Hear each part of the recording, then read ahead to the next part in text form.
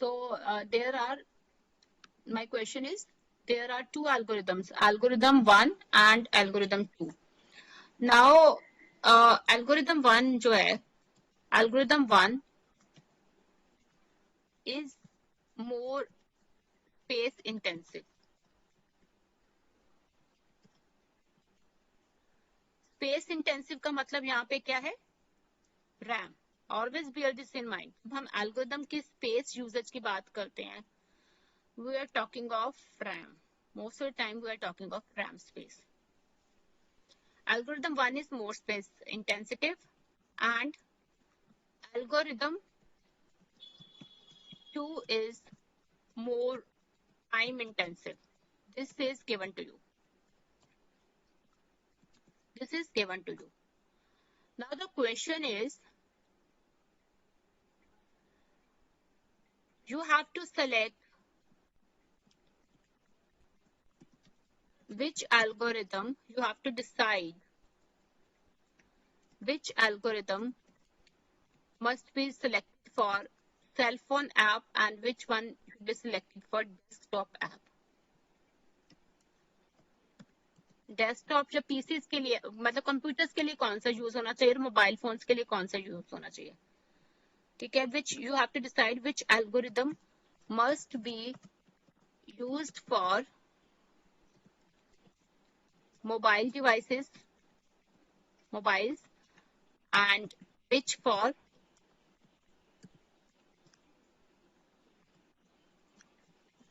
desktop. Desktop कह लो, computing devices कह लो, that is better option for computing devices, any kind of computing devices. So computing devices include laptops also and tablets also.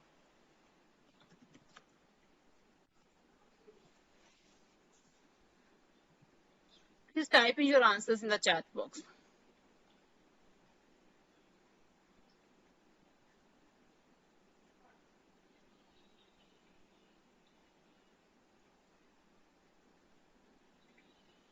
नहीं तो बोल दीजिए. You can speak also. Hurry up, please.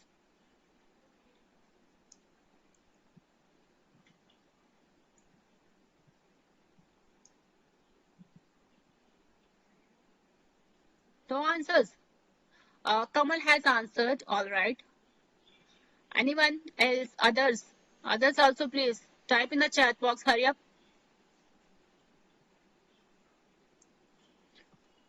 You can read out from this also. चलो पहले अपना opinion दीजिए, otherwise then I will show you the text. Muskan, please, your answer is not received. If you cannot text, you can speak. If you cannot speak, you can text. Whatever you find easy, do that. Okay. Okay. Mobile less space. Algorithm बताओ, तुम तो question के बदले में question ही बोली जा रहे हो. आंसर बताओ, अपना ओपिनियन बताओ. Muskan, tell the answer, precise answer. Mobile के लिए अच्छा लेस स्पेस एल्गोरिथम है आपका मतलब. Okay okay okay, got it. Mobile में लेस स्पेस एल्गोरिथम, कंप्यूटर में less time algorithm. Muskan Preet also says the same thing. And Jasleen says algorithm 2 for mobile. Algorithm 2 is more time intensive. अच्छा, पहले तो ये मतलब space intensive का मतलब ये है कि वो ज्यादा स्पेस लेता है. टाइम इंटेंसिव का मतलब है वो ज्यादा टाइम लेता है. अब मोबाइल डिवाइसेस में रैम की लिमिटेशन होती है. Mobile devices have limitation of RAM as compared to computing devices. So for mobile phones, we should be using algorithm 1. All right, for mobile phones, we should be using algorithm 1. Is this clear, Jasleen? Yes, ma'am. Others also, please note, keep this in mind for mobile phones. When you have to compare mobile phones and computing devices, you have to select algorithm for both of these two kinds. Then keep this in mind that no matter how updated, how savvy is your mobile phones, but वैसे भी किसी भी company ने, if a company has to launch some application or some app, they keep the general public in public view, है ना. तो normal जो public है तो उसमें सबके पास तो बहुत ज्यादा सेवी फोन्स नहीं होंगे ना. तो in general we say that as compared to computing devices, mobile phones are having smaller RAM storage. So that is why the algorithm which is using lesser space, that will be preferred for the mobile phones. Okay, now we move to our next topic, and our next topic is comparing the performance of different algorithms. Comparing the performance of different algorithms, and we shall be comparing the performance of different sorting algorithms and searching algorithms. Let us begin with comparison of linear search and binary search first. Now see that both the algorithms, they have the same objective. Both the algorithms, binary search and linear search, have the same objective. And user को data अपनी sorted चाहिए, या किसी और बड़े programme में का कोई ऑब्जेक्टिव है तो उसको डाटा सॉर्टेड चाहिए. सॉरी, डाटा में से कुछ ढूंढना है. Something is to be find out. We want the result to be searched. हमें कोई सर्च एलिमेंट ढूंढना है. So that means how the algorithm is working, that is not the concern of the end user. our final output is, our final objective is to locate the element. और element है तो कहाँ पे है, नहीं है तो पता चल जाए नहीं है, और शॉर्टेस्ट पॉसिबल टाइम में पता चल जाए. ठीक है. अब हम बात ये नहीं कर रहे हैं कि 10 एलिमेंट है, 50 एलिमेंट है, 100 एलिमेंट है. Now you think, always think from the context of thousands, at least from the context of thousands. कोई data structure it is containing thousands, order of tens of thousands elements. All right, तो उस हिसाब से सोचना शुरू अब करना है. अब एल्गोरिथम्स के लिए, एल्गोरिथम के लिए इशू होता है कि जल्दी जल्दी रिजल्ट निकालना, है ना. तो अब बाइनरी सर्च और linear search, both of these are algorithms, and both of these algorithms they are finding out some element. कोई सेम डेटा स्ट्रक्चर है, उस डेटा स्ट्रक्चर में अगर एलिमेंट एग्जिस्ट कर रहा है तो दोनों एल्गोरिथम्स ही बता देंगे कि where the element is existing, alright. So the objective is same, problem is same, to search the element. दोनों का ऑब्जेक्टिव सेम है, दोनों इसी पर्पस के लिए बने, दोनों का पर्पस सेम है कि to find out the element. The question is, how do you decide which one is better? Okay, so how do we compare the performance? जब आपसे पूछा जाए which one is better, then how you will say this one is better and why? Now let us discuss these.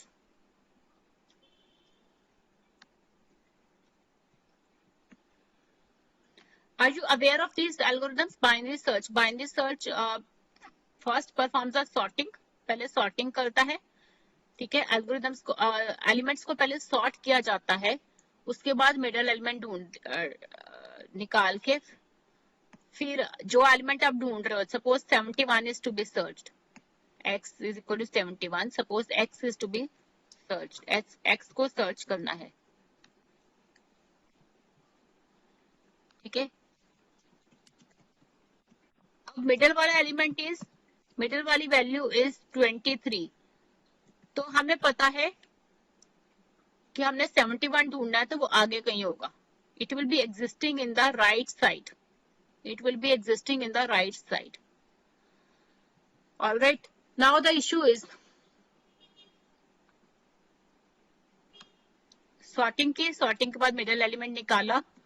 अब देखो इसमें कितने steps लगे. पहला कंपैरिजन हुआ 23 के साथ, उसके बाद नेक्स्ट कंपैरिजन किसके साथ हुआ, 23. यहाँ पे नहीं मिला एलिमेंट, पता चल गया राइट सब लिस्ट है. इतनी सी छोटी सब लिस्ट देखी गई. नेक्स्ट कंपैरिजन किसके साथ होगा, ये 5 राइट सब लिस्ट में से ये 5 elements are left. These 5 elements are now left from the right sub list. अब इसमें से मिडल एलिमेंट कौन सा हुआ, 67. तो नेक्स्ट कंपैरिजन मिडिल एलिमेंट के साथ होना है, तो नेक्स्ट कंपैरिजन हो गया हमारा 67 के साथ, ठीक है। उसके बाद नेक्स्ट कंपैरिजन किसके साथ हुआ?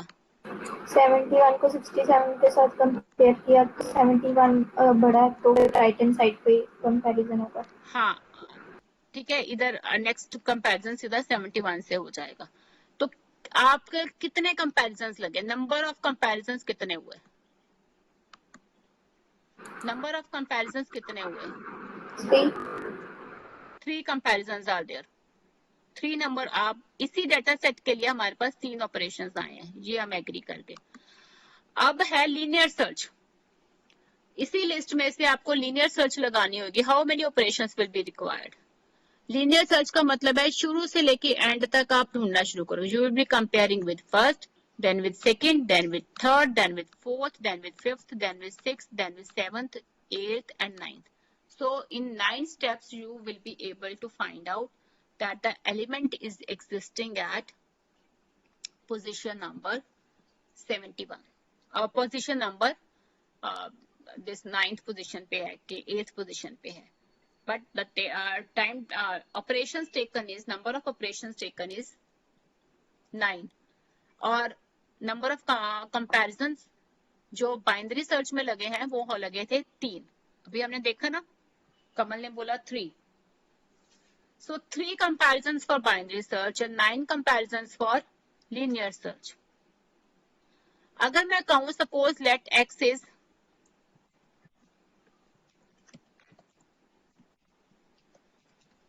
आपको 100 ढूंढना है यहाँ पे, इस लिस्ट में से 100 ढूंढने के लिए बाइनरी सर्च में कितने स्टेप्स लगेंगे और लीनियर सर्च में कितने लगेंगे? Hurry up.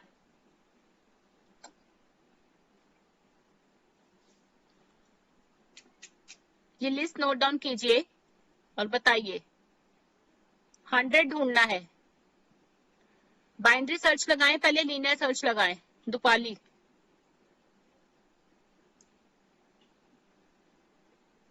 पहले कौन सा वाला लगाएं? बस ये बता दो दुपाली, पहले कौन सा वाला लगाएं? 89 है? Sorry, I'm not getting you, Dupali. Please speak again.